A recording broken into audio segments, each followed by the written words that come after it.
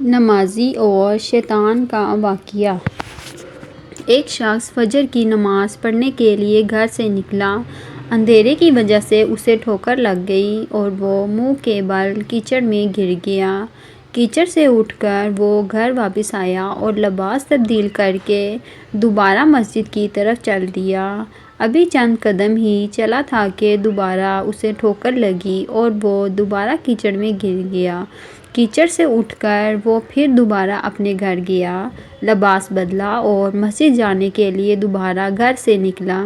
جیسے ہی وہ اپنے گھر سے باہر نکلا تو اس کے دروازے پر ایک شخص ملا جو اپنے ہاتھ میں روشن چراغ تھامے ہوئے تھا۔ چراغ والا شخص چپ چاپ نمازی کے آگے مسجد کی طرف چل دیا۔ اس مرتبہ چراغ کی روشنی میں نمازی کو مسجد پہنچنے میں کسی دشواری کا سامنا نہیں کرنا پڑا۔ وہ خیریت سے مسجد پہنچ گیا۔ مسجد کے دروازے پر پہنچ کر چراغ والا شخص رک گیا۔ نمازی اسے چھوڑ کر مسجد داخل ہو گیا اور نماز ادا کرنے لگا۔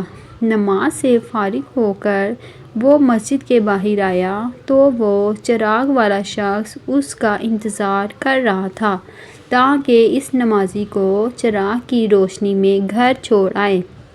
جب نمازی گھر پہنچ گیا تو نمازی نے اجنبی شخص سے پوچھا، آپ کون ہیں؟ اجنبی بولا، سچ بتاؤں تو میں ابلیس ہوں۔ نمازی کی تو حیرت کی انتہا نہ رہی۔ اس اجنبی کی یہ بات سن کر نمازی سوچنے لگا، ابلیس شیطان کیسے مجھے مسجد تک چھوڑ سکتا ہے؟ اس کا کام تو لوگوں کو بہکانا ہے۔ تو اس شخص نے بڑی حیرت کے ساتھ ابلیس سے پوچھا، تجھے تو میری نماز رہ جانے پہ خوش ہونا چاہیے تھا، مگر تم تو چراغ کی روشنی میں مجھے مسجد تک چھوڑنے آئے۔ ابلیس نے جواب دیا کہ جب تمہیں پہلی ٹھوکر لگی اور تم لباس تبدیل کر کے مسجد کی طرف پلٹے تو اللہ تعالیٰ نے تیرے سارے گناہ معاف فرما دیے۔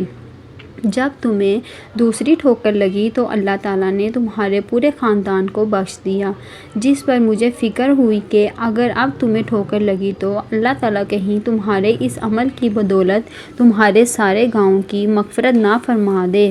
اس لیے میں چراغ لے کر آیا ہوں کہ تم بغیر گرے مسجد تک پہنچ جاؤ۔